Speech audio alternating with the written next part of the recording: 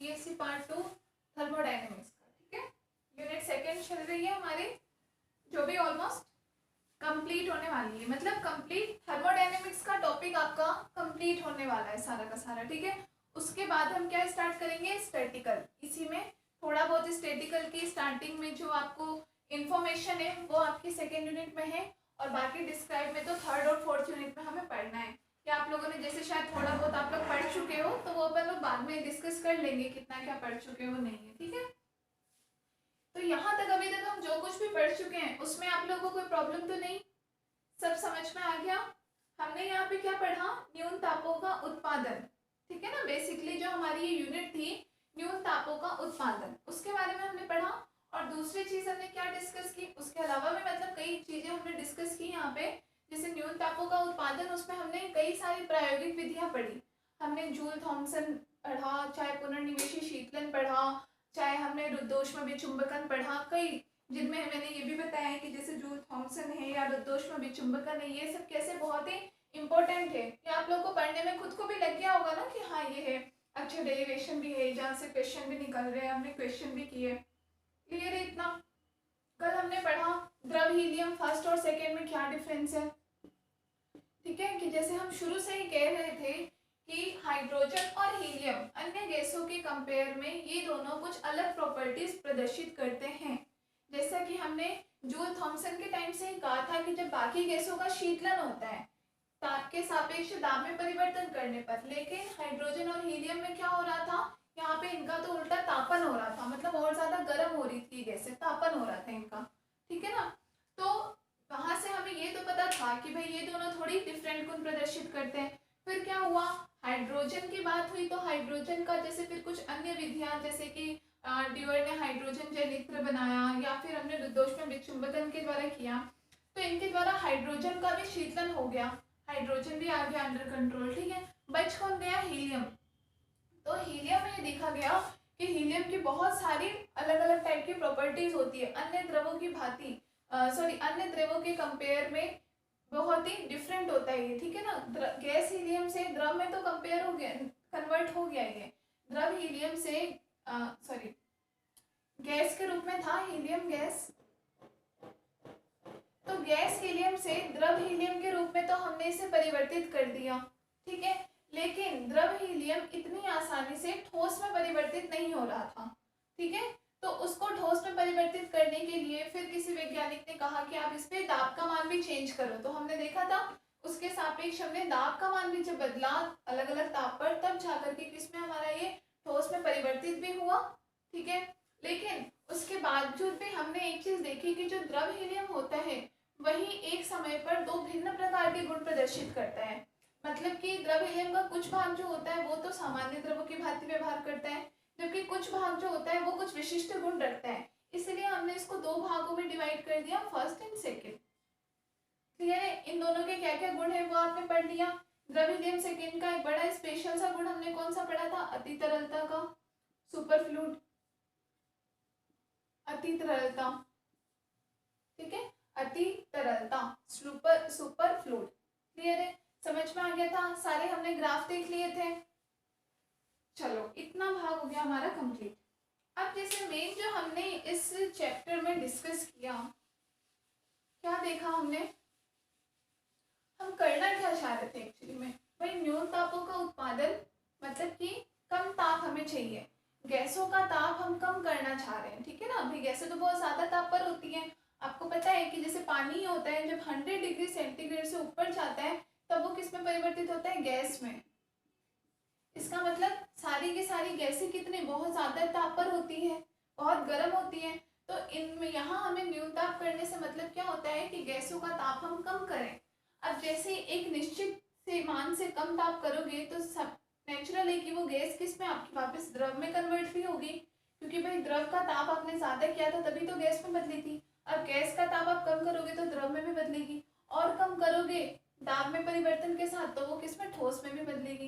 Clear है, तो हम इसका ताप कम करना चाह रहे हैं। हम क्या करना चाह रहे हैं, न्यून तापों का उत्पादन। देखो अभी तक जो हमने पढ़ा है एक बार आप लोगों को वो सारी की सारी चीज रिमाइंड करवाई जाए। न्यून तापों का उत्पादन पढ़ा हमने, ठीक है।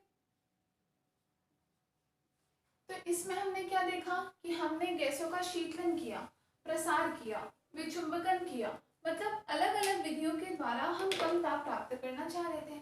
लेकिन कम से मतलब कितना कम? कोई आपसे पूछे कि उस कम की लिमिट कितनी है,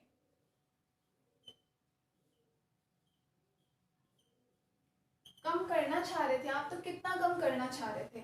आप क्या सिर्फ उसे ठोस में परिवर्तित कर देना चाहते थे, या आप उससे भी कम टेम्परेचर तक जाना चाह रहे थे? मतलब गैसों का टेम्परेचर आप किस हद तक कम करना चाहते थे? ठीक है, हो सकता है ठोस पर तो 0 से कुछ ऊपर आओ तभी कुछ गैसें ठोस में परिवर्तित हो गई हो, फिर भी आप तो न्यूनताप की तरफ जा रहे हो। आपने फिर बोला कि नहीं, कि पहले हमें जूल थॉमसन का प्रभाव था कि वहां से कम ताप मिल रहा था हमें, लगभग 0.8 केल्विन तक, तो आप वहीं पर आ गए थे। फिर भी आपने एक और नया तरीका कौन सा बताया, रुद्धोष्म विचुंबकन का, जिसके द्वारा 0.003 केल्विन तक भी हमें ताप मिला। ठीक है, कुछ गैसों का टेम्परेचर इतना कम भी मिला। तो भाई न्यून गैसों से मतलब, न्यून ताप से मतलब कितना कम ताप आप चाह रहे हो? ठीक है, तो साइंटिस्ट क्या चाह रहे थे, एक परम शून्य ताप चाह रहे थे, परम शून्य जिसे कहा जाता है, शून्य नहीं परम शून्य, या इंग्लिश में इसे हम बोलते हैं absolute zero temperature, absolute zero temperature. ठीक है, परम शून्य, कि जहां पर गैसों के लिए मान हमारा कैसा है, बिल्कुल एग्जैक्ट जीरो, जीरो में जितना कम आ सकता है उतना कम आ जाए। अच्छा, अभी आप लोग को पता है जैसे हम बोलते हैं कि 0 डिग्री सेंटीग्रेड किसी गैस का तापमान है, तो उसका मतलब एग्जैक्ट जीरो नहीं होता, उसका मतलब कुछ ऐसा होता है कि जैसे 0.00000000000 करके मान लो कुछ भी मान आ गया, 8 2 1 3 5 4 कुछ भी, तो राउंड फिगर में तो हम इसको जीरो मानेंगे, जीरो मानोगे ना आप इसे, कि भाई ऑब्वियसली सी बात है इतने सारे जीरो है तो हम तो 0.0002 होता है, इसी को हम तो बोल देते हैं कि हाँ जीरो है। तो इतने जीरो हो तो, या अगर कुछ कम भी हो तो भी फर्क नहीं पड़ेगा, तो भी हम जीरो बोलेंगे। ठीक है ना, तो इसका मतलब जीरो का मतलब फिक्स जीरो नहीं होता, ये इतने जीरो आती हो, इतने जीरो के बाद भी कोई ना कोई मान आगे हो सकता है। ठीक है, तो वैज्ञानिक वही चाह रहे थे कि ये 000 मान कितना आगे तक जाके हमें एग्जैक्ट जीरो मिलेगा या नहीं, मतलब हमें सिर्फ 0.00000000000 ये मान कभी मिलेगा या नहीं गैसों के लिए, वैज्ञानिक ये ढूंढना चाह रहे थे। समझ में आया? परम शून्य ताप से मतलब क्या है, एग्जैक्ट जीरो, जीरो के बाद चाहे कितने भी पॉइंट तक आप जाओ, इंफिनिटी तक आपके पास कोई और वैल्यू ना मिले। परम शून्य ताप से मतलब क्या था, एग्जैक्ट जीरो मान। ठीक है, तो अभी जैसे हम देखते हैं कि इस परम शून्य ताप की खोज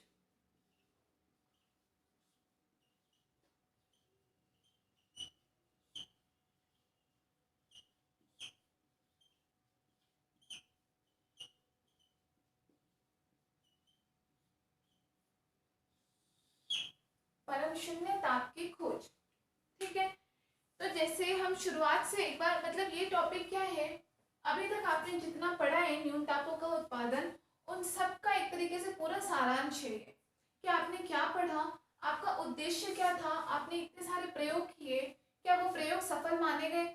भाई शून्य ताप तो हमें मिला, कम ताप मिला, अब कितना कम आप चाह रहे थे ये लिमिट किससे पता? ठीक है ना, कि भैया बोलो कि हाँ हम इतना ही मान चाह रहे थे और इतना का इतना हमें मिला या नहीं मिला, वो बात है। तो हम एक तरीके से अभी तक का जितना पढ़ा हम उसका सारांश देख रहे हैं।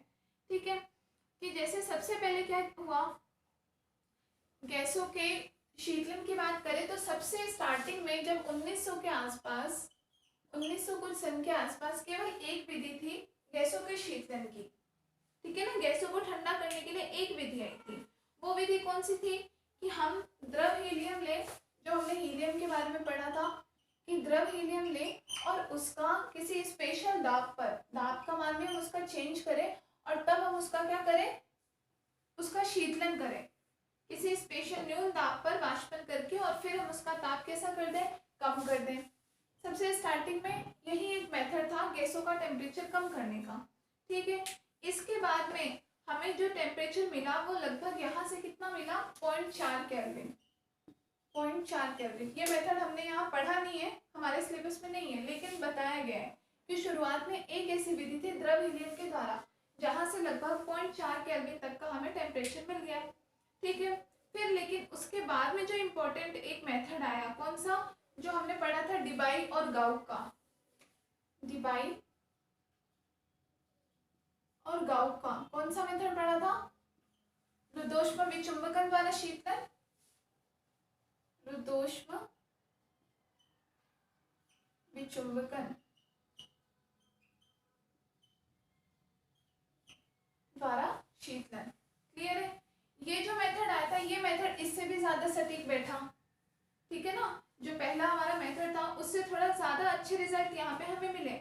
यहाँ हमें एक नई विधि मिली गैसों का शीतलन करने की, और इसके द्वारा हमें टेम्परेचर कितना कम हम कर पाए, 0.003 केल्विन तक, 0.4 से 0.003 केल्विन लगभग तक हमें गैसों का टेम्परेचर इतना कम करना संभव हो पाया, ठीक है।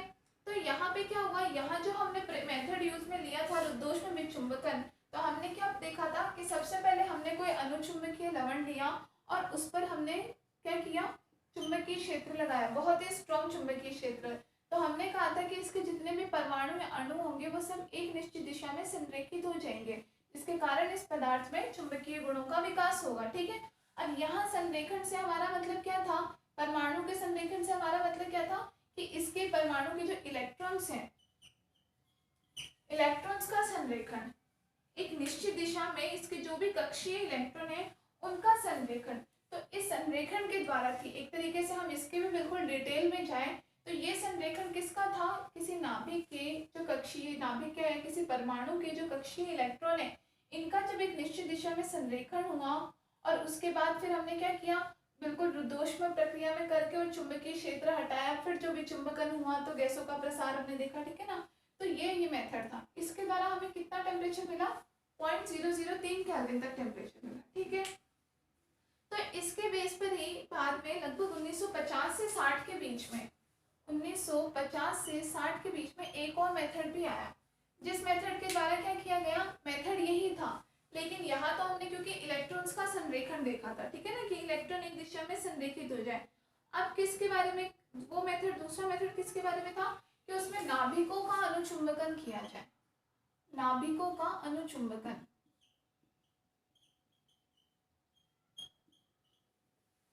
कि नाभिक के अंदर ही इस प्रकार से कर दिया जाए कि वो नाभिक ही अनुचुंबकीय बन जाए, केवल नाभिक के बाहर, यहाँ तो नाभिक के बाहर उपस्थित इलेक्ट्रॉन भी नाभिक के बाहर होते हैं ना, इलेक्ट्रॉन तो नाभिक में तो प्रोटॉन न्यूट्रॉन होते हैं और इलेक्ट्रॉन इन कक्षाओं में चक्कर लगाते हैं। तो अभी तो हमने केवल इलेक्ट्रॉन का चक्रण किया तो ही इतना कम टेम्परेचर मिला।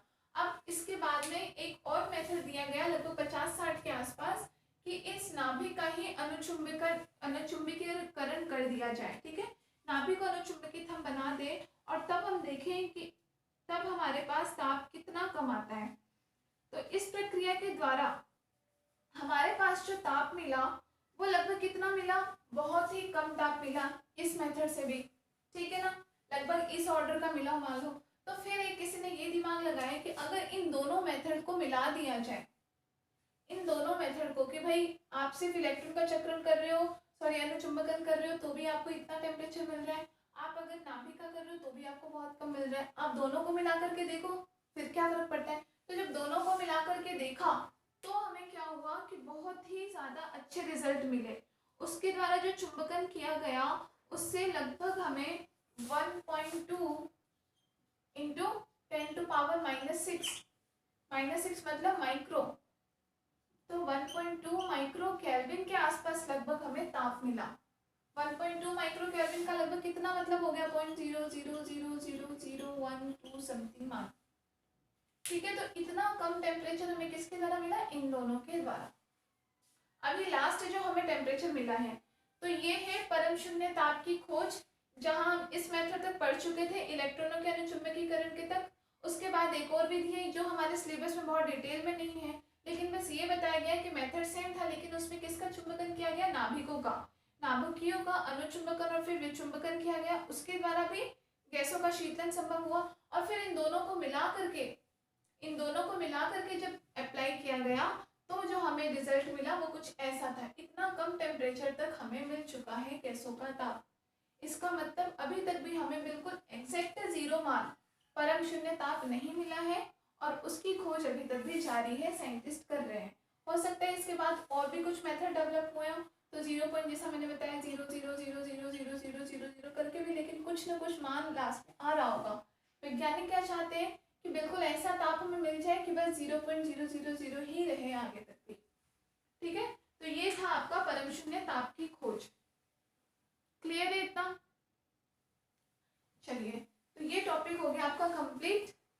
सारे हमने मेथड्स पढ़ लिए, फॉर्मूले अच्छे से याद रखना, क्वेश्चंस वगैरह और देखते रहना, न्यूमेरिकल्स वगैरह।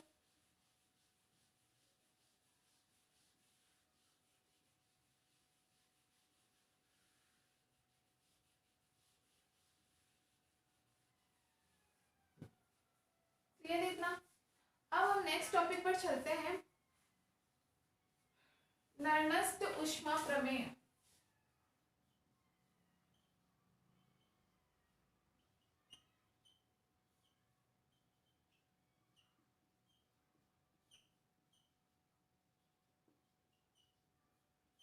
नर्मस्त की हीट थ्योरम, ऊष्मा प्रमेय, और इसी के द्वारा हमें क्या मिलेगा? ऊष्मागतिकी का हमारा थर्ड नियम, तीसरा नियम। ठीक है,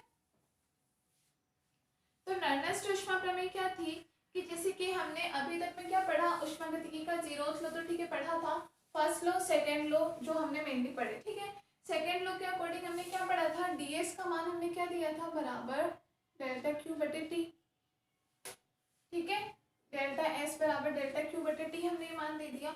तो ये क्या कर रहा था, डेल्टा एस हमें क्या बता रहा था, एंट्रोपी में परिवर्तन बता रहा था। ठीक है, किसके लिए बता रहा था, लेकिन ये किसी निकाय के लिए, कोई एक पूरा निकाय है उसके एंट्रोपी में कितना परिवर्तन होगा उसका मान इसके द्वारा दिया गया, जो हमें ऊष्मागतिकी का तीसरा नियम समझा रहा था। ठीक है, लेकिन अगर हम एक पूरा निर्देश तंत्र लें, अब इस निर्देश तंत्र के सापेक्ष तो क्या बहुत सारे ऐसे कई सारे निकाय होंगे, तो इस पूरे निर्देश तंत्र की एंट्रोपी में परिवर्तन क्या होगा वो हमें इस फॉर्मूले से नहीं मिलता। ठीक है ना, ये तो इसमें से केवल एक निकाय की एंट्रोपी में परिवर्तन बताता है, इस पूरे निर्देश तंत्र की एंट्रोपी में कितना परिवर्तन होगा ये हमें नहीं बताता। ठीक है, तो इसके लिए ये याद करने के लिए एक साइंटिस्ट है नर्मस्त, इन्होंने एक थ्योरम दी, एक प्रमेय दी या एक स्टेटमेंट दिया। इन्होंने क्या कहा कि परम शून्य ताप पर कोई भी तंत्र होता है उसकी उस तंत्र की सभी अभिक्रियाएं तंत्र की एंट्रोपी में बिना परिवर्तन के ही अग्रसर होती हैं। मतलब क्या कहा इन्होंने कि अगर टेम्परेचर एब्सोल्यूट जीरो हो, अब आप बोलोगे मैम एब्सोल्यूट टेम्परेचर की तो अभी तक खोज नहीं हुई, आपने कहा बिल्कुल नहीं हुई, लेकिन अभी तक जितनी भी खोज हुई है, लास्ट हमने क्या कहा 1.2 माइक्रो केल्विन, ये भी एक तरीके से अभी तक के लिए एब्सोल्यूट टेम्परेचर हमारे पास ये है, जितना कम ताप अभी तक हमें मिला है जीरो का वो हमारे पास एब्सोल्यूट टेम्परेचर है। ठीक है, तो नर्मस्त ने ये कहा कि एब्सोल्यूट जीरो टेम्परेचर पर कोई निकाय है, अगर इस पूरे निकाय में जितनी भी अभिक्रियाएं हो रही हो, सॉरी इस पूरे निकाय में नहीं, इस पूरे तंत्र में जितनी भी अभिक्रियाएं हो रही हो, एक से दूसरे में गति कर रही हो, चाहे निकाय के अंदर अंदर जो भी अभिक्रियाएं हो रही हो, वो सारी कैसे गति करती है, एंट्रोपी में बिना परिवर्तन के। मतलब एंट्रोपी में परिवर्तन कैसा होता है, जीरो। मतलब परम शून्य ताप पर कोई भी पूरा तंत्र है उस पूरे तंत्र की एंट्रोपी में कोई परिवर्तन नहीं होगा। ये प्रमेय दिया नर्मस्त ने। ठीक है, और ये प्रमेय क्योंकि बहुत यूजफुल रही, जब अप्लाई किया गया तो वाकई में सही निकली, इसीलिए इस प्रमेय को ही बाद में किस नाम से जाना गया, ऊष्मागतिकी का तृतीय नियम, ऊष्मागतिकी का थर्ड लॉ, तीसरा नियम इसी को कहा गया। क्या कि किसी भी निर्देश तंत्र की अगर हम बात कर रहे हैं, परम शून्य ताप पर हैं, तो उसकी सभी अभिक्रियाएं तंत्र की एंट्रोपी में बिना किसी परिवर्तन के ही अग्रसर होती हैं। क्लियर? क्या अगर कोई तंत्र परम शून्य ताप पर है तो हम ये कह सकते हैं कि उसकी जो एंट्रोपी होगी वो कैसी होगी, कांस्टेंट होगी। ये कह सकते हो आप, भाई आप क्या कह रहे हो कि तंत्र की एंट्रोपी में कोई परिवर्तन नहीं होगा चाहे कितनी ही अभिक्रियाएं हो जाए, तो हम ये भी तो कह सकते हैं मतलब कि परम शून्य ताप पर इस पूरे तंत्र की एंट्रोपी कैसी होगी, नियत होगी। और नियत, इसको भी हम सुविधा के लिए नियत बराबर कितना मान लेते हैं, हम शून्य। जब कैलकुलेशंस करते हैं तो सुविधा के लिए हम कितना मान लेते हैं, एंट्रोपी को भी शून्य के बराबर, कि नियत है, एंट्रोपी में कोई परिवर्तन ही नहीं हो रहा। ठीक है, परिवर्तन नहीं होने का मतलब क्या हुआ, एक तरीके से कि अव्यवस्था जितनी थी उतनी की उतनी है, मतलब बाद में अगर अभिक्रियाएं हो भी रही है तो भी उससे से कोई अव्यवस्था नहीं फैल रही। इसका मतलब क्या है कि अव्यवस्था रही होगी बहुत कम, तभी तो कोई फर्क नहीं पड़ रहा ना। इसका मतलब हम s बराबर कैलकुलेशंस में थोड़ा इजी मान के लिए s बराबर कितना मान लेते हैं, 0। मतलब कि तंत्र की एंट्रोपी कैसी है, 0 है। मतलब तंत्र में अव्यवस्था, मिसमैनेजमेंट, डिसऑर्डर कैसा है, बिल्कुल 0 होगा। ये है आपका ऊष्मागतिकी का तृतीय नियम। समझ में आया पहली बात? तो लिखेंगे अभी अपन सब चीजें लिखेंगे, समझ में आ गया। और इस नियम के लिए नर्नस ने तो ये ऊष्मा प्रमेय सबसे पहले दिया ही, और इस कथन को सत्य करने के लिए कई वैज्ञानिकों ने अपने कथन दे रखे हैं अलग अलग, लेकिन उन सबका कंक्लूजन यही निकलता है, ठीक है ना। उसके लिए अलग चाहे नर्नस्ट ने दिया ही, प्लांक ने दिया, सीमॉन ने दिया, किसी और ने दिया, ठीक है ना, लेकिन उनका कंक्लूजन सबका यही निकलता है। ये बात समझने गई कि हाँ अगर कोई तंत्र, लेकिन स्पेशल कंडीशन क्या थी कि तंत्र अगर एब्सोल्यूट 0 टेम्परेचर पर है, किस पर है, परम शून्य ताप पर,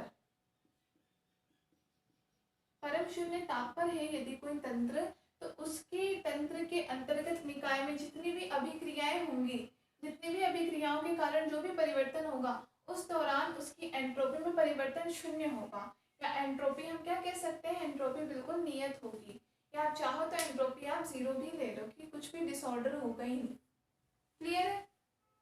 तो सबसे पहले तो आप हेडिंग डालो, लिखते हैं अब हम इसे। हेडिंग दीजिए नर्नस्ट ऊष्मा प्रमेय।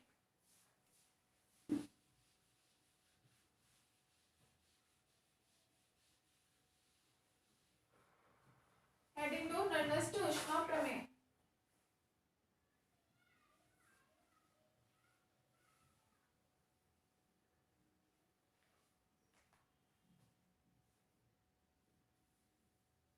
ठीक है, ब्रैकेट में लिख लेना ऊष्मागतिकी के ये, या फिर ऐसे स्लैश करके लिखना, ऊष्मागति के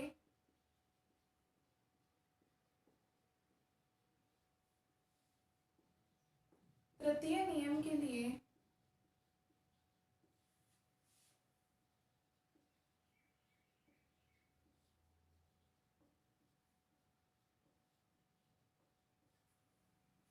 नर्नस्ट का कथन।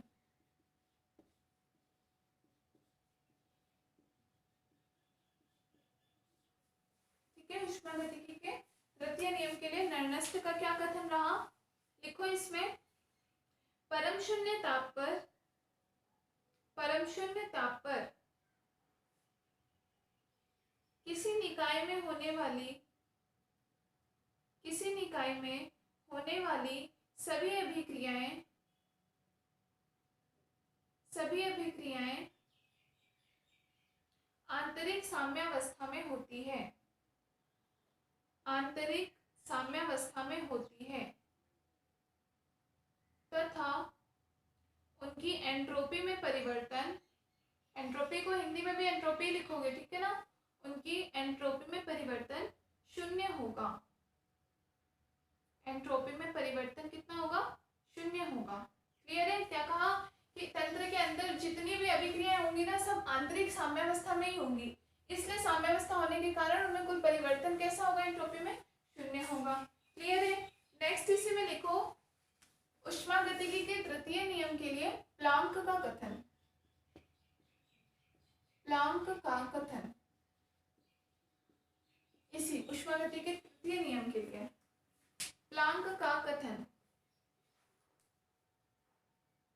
लिखो, प्रत्येक निकाय की, प्रत्येक निकाय की आंतरिक साम्यावस्था में, प्रत्येक निकाय की आंतरिक साम्यावस्था में परम शून्य ताप पर, परम शून्य ताप पर एंट्रोपी समान होती है, एंट्रोपी समान होती है, अर्थात, अर्थात परम शून्य ताप पर, परम शून्य ताप पर ठोस या द्रव की, ठोस या द्रव की एंट्रोपी का मान भी 0 होता है, एंट्रोपी का मान भी 0 होता है, एंट्रोपी का मान भी 0 होता है। ठीक है। तीसरा लिखो, ऊष्मागतिकी के तृतीय नियम के लिए सिमोन का कथन। सिमोन, ये सब अलग अलग वैज्ञानिकों ने यही कथन दिए। जो दो तीन इसमें से ज्यादा इंपॉर्टेंट है हम उनकी बात करते हैं, ठीक है। तो लिखो सिमोन का कथन।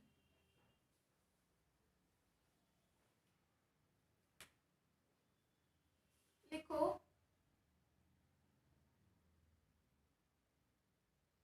किसी निकाय की आंतरिक साम्यावस्था के परिवर्तन में, किसी निकाय की आंतरिक साम्यावस्था के परिवर्तन में एंट्रोपी का योगदान शून्य होता है जब ताप T टेंड्स टू 0 हो। मतलब निकाय का ताप लिख लेना, जब निकाय का ताप T टेंड्स टू 0 हो, मतलब परम शून्य ताप पर एंट्रोपी का योगदान भी कितना होगा, 0 होगा। क्लियर है। तो ये थे थर्ड लॉ के लिए अलग अलग प्रकार के कथन जो अलग अलग वैज्ञानिकों ने दिए, ठीक है। तो आप यहाँ से ऊष्मागतिकी का तृतीय नियम क्या लिख सकते हो,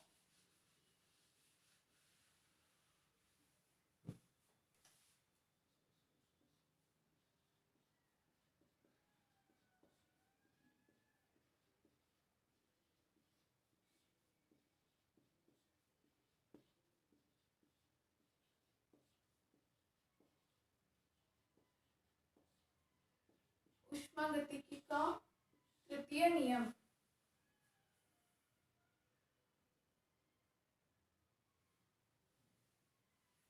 देखो किसी निकाय की एंट्रोपी, किसी तंत्र की एंट्रोपी S बराबर कितना हो जाएगी, K log omega. K ln omega से इसका फॉर्मूला दिया जाता है, ठीक है ना। ये एक थर्ड ऊष्मागतिकी का तृतीय नियम ये नियम होता है कि एंट्रोपी S बराबर K ln ओमेगा के बराबर होती है। अब यहाँ ओमेगा क्या है, ओमेगा होती है ऊष्मागतिकीय प्रायिकता।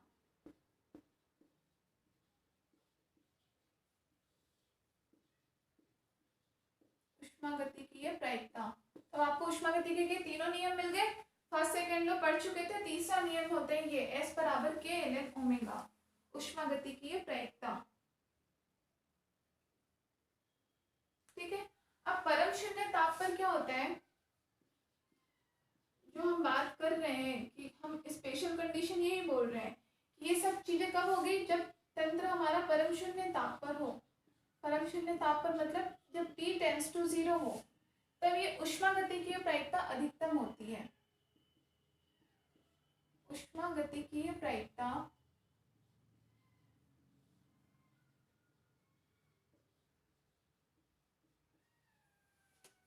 अधिकतम होती है।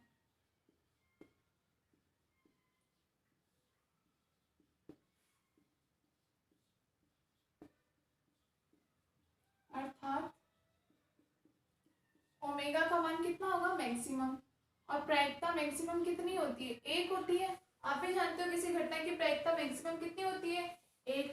तो एंट्रोपी हमें क्या मिल जाएगी, एम्प्लाइज S बराबर कितना हो जाएगा, K ln ओमेगा मैक्सिमम, मतलब K ln 1, और log 1 का मान कितना होता है, 0। मतलब आप कह सकते हो T बराबर 0 पर हो परम शून्य ताप पर एंट्रोपी S बराबर कितनी होगी, 0। लिख लो, ठीक है। चाहे आप इसमें S के साथ में लिख लेना, S जब T बराबर 0 केल्विन पर दे रखा हो तो आपके पास इस एंट्रोपी का मान कितना आ जाएगा, बराबर 0। क्लियर है। चाहे इसके बाह्य प्राचल कुछ भी हो, कुछ भी, चाहे आप लिख लेना नीचे कि है ना, इस क्या बोलते हैं तंत्र पर बाह्य प्राचल कुछ भी हो, वो इस पर निर्भर नहीं करेंगे, तंत्र की एंट्रोपी उन बाह्य प्राचलों पर निर्भर नहीं करेगी, ठीक है। बस इतना टेम्परेचर जो है टेंस टू 0 है, परम शून्य ताप पर है तंत्र, तो उसकी एंट्रोपी भी कितनी होगी? शून्य होगी।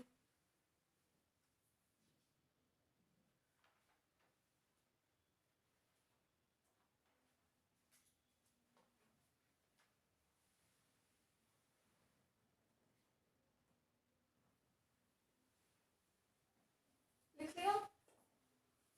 तो इस एंट्रोपी के लिए, एंट्रोपी 0 होने का मतलब हमारे पास और क्या क्या चेंजेस हमें मिल जाएंगे। एंट्रोपी 0 होने से हमें क्या क्या परिवर्तन मिलेंगे वो हम देखते हैं, ठीक है ना। या आप ये कह लो कि तृतीय नियम के परिणाम हमें क्या क्या मिले। तृतीय नियम के परिणाम,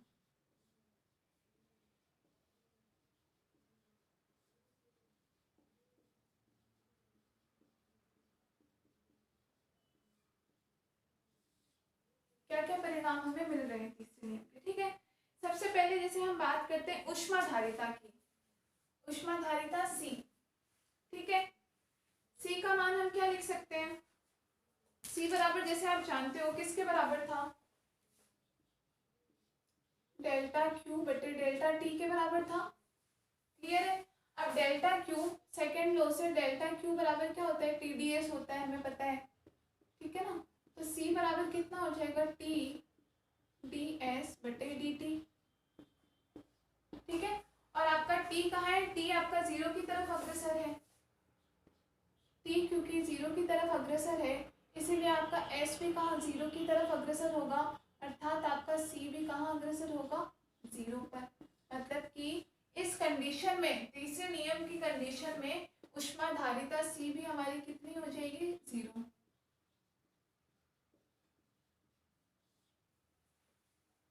ऊष्माधारिता C बराबर कितना हो जाएगा? 0। समझ में आ गया आपको? हमने कुछ नहीं किया, C का मान रखा। दूसरे नियम से हम जानते हैं डेल्टा Q बराबर TdS होता है, ये मान यहाँ रख दिया। अब हम तो किस तीसरे नियम की कंडीशन लगा रहे हैं? परम शून्य ताप होता है, मतलब T 0 की तरफ अग्रसर होता है। इस अवस्था में एंट्रोपी भी 0 की तरफ अग्रसर होती है, ठीक है ना। तो एंट्रोपी में परिवर्तन भी 0 ही होगा। इसका मतलब C का पूरा मान ही किसकी तरफ अग्रसर होगा? 0 की तरफ। लिख लो।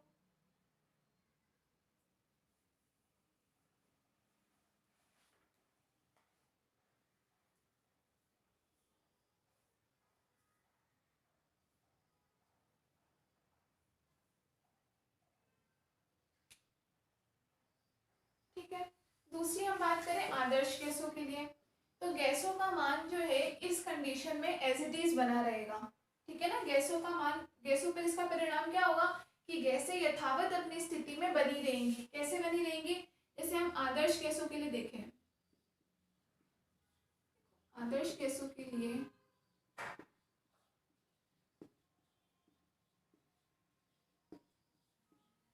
Cp माइनस Cv बराबर R, ये कंडीशन होती है, ठीक है। जब हमारे पास T टेंस टू 0 है, तब हमारे पास क्या है? S भी 0 की तरफ है, एंट्रोपी 0 है, ठीक है। और T और S 0 पर हमने देखा है ऊष्माधारिता का मान भी 0 आ रहा है, मतलब Cp भी टेंस टू 0 होगी। इसका मतलब Cv भी टेंस टू 0 होगा। तो यहाँ से अगर हम ये समीकरण देखें तो 0 माइनस 0 इक्वल टू R, समीकरण सेटिस्फाइड नहीं होगी। R का मान 0 के बराबर थोड़ी ना होता है, समीकरण इस अवस्था में संतुष्ट नहीं होगी। इसका मतलब हम कह सकते हैं कि आदर्श गैसों की स्थिति समान बनी रहेगी, मतलब आदर्श गैसों पर कोई प्रभाव नहीं होगा।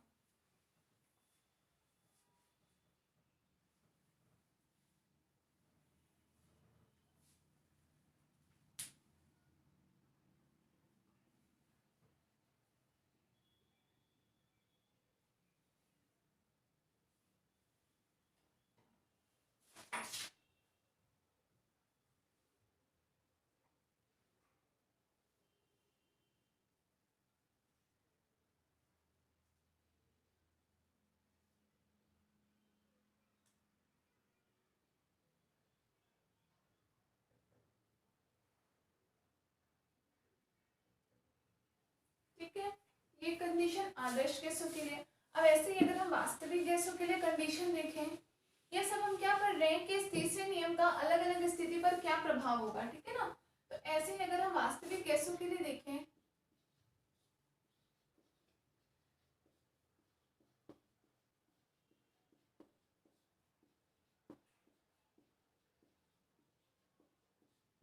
वास्तविक गैसों के लिए एंट्रोपी का मान क्या होता है, एस बराबर एक फॉर्मूला होता है CV/LNT plus RLNV plus constant. ये इक्वेशन आपके अभी शायद सिलेबस में नहीं है, लेकिन आप यहाँ लिख लो, आपको पता होना चाहिए एंट्रोपी का मान CV/LNT plus RLNV plus constant के बराबर आ गया। ठीक है, एंट्रोपी का ये मान होता है वास्तविक गैसों के लिए।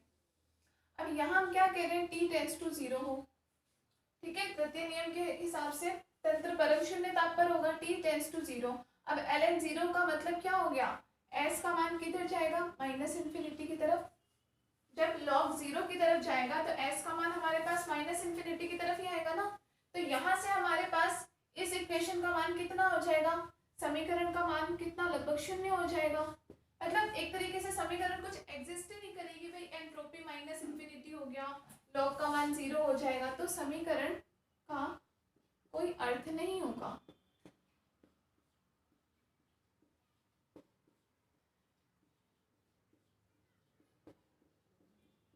मतलब इस कंडीशन में भी गैसें अपने वास्तविक रूप में ही रहेंगी, गैसों पर इस तीसरे नियम का कोई प्रभाव नहीं होगा वास्तविक गैसों के लिए भी। ठीक है,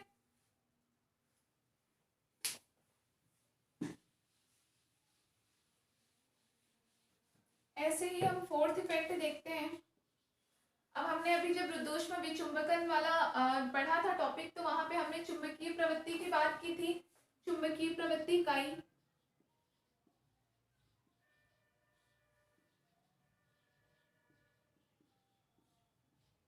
काई प्रोपोर्शनल टू 1/T।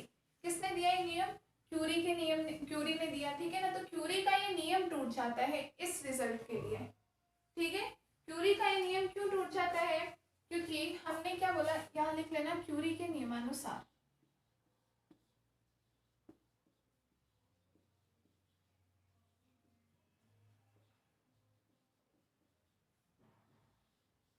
क्यूरी के नियम के अनुसार। ठीक है, अब जैसे यहाँ पर T टेंड्स टू 0 होगा तो 1/0 का मतलब कितना होता है, इनफाइनाइट। मतलब कि काई का मान कहाँ चला जाएगा, इनफाइनाइट। मतलब कि परम शून्य ताप पर चुंबकीय प्रवृत्ति का मान अनंत हो जाए, जो कि पॉसिबल नहीं होता है।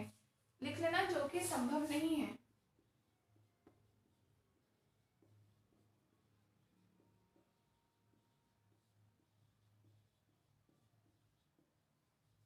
ठीक है, नीचे लिख लेना, अर्थात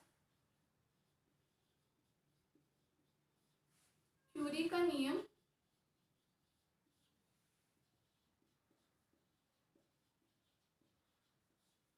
खंडित होगा।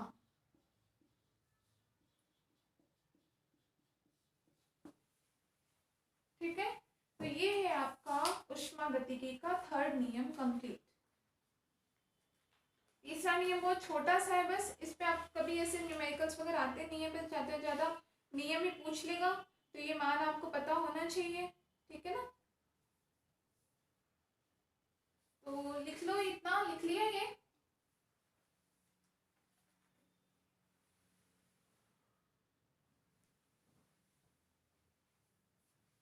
लिखो लास्ट में, अतः अतः तृतीय नियम, अतः तृतीय नियम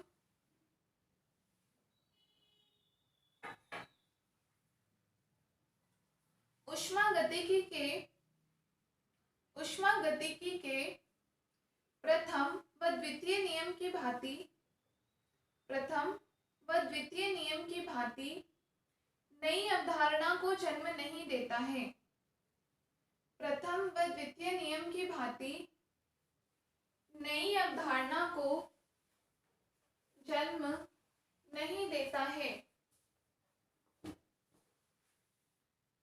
बल्कि बल्कि केवल एंट्रोपी की, बल्कि केवल एंट्रोपी की सीमा का निर्धारण करता है, बल्कि केवल एंट्रोपी की सीमा का निर्धारण करता है। क्लियर, तो ये आ गया आपका ऊष्मागतिकी के तीनों नियम कंप्लीट हो गए। और हमारी थर्मोडाइनमिक्स कंप्लीट हो गई। ओनली थर्मोडाइनमिक्स, स्टैटिकल नहीं, ठीक है ना। थर्मोडाइनमिक्स के तीनों लॉज हमने पढ़ लिए और बाकी तो ठीक है। आगे कभी कोई ऐसा क्वेश्चन ध्यान में आ गया या कोई टॉपिक ऐसा इंपॉर्टेंट ध्यान में आ गया तो आपको करवा दिया जाएगा। सिलेबस के अकॉर्डिंग आपका जो है छोटे से छोटा बड़े से बड़ा सारे टॉपिक्स आपके कंप्लीट हो चुके हैं, ठीक है। अब हम इससे नेक्स्ट क्लास करेंगे सेकेंड यूनिट का ही, लेकिन जो स्टैटिकल का पार्ट हमारा बचा हुआ है उसकी शुरुआत करेंगे हम, बट वो करेंगे हम नेक्स्ट वीडियो में। अभी के लिए बस इतना ही। इसे आप लोग पढ़ लीजिए, इसमें कुछ भी प्रॉब्लम हो थर्मोडाइनमिक्स से रिलेटेड तो आप पूछ लीजिए, ठीक है।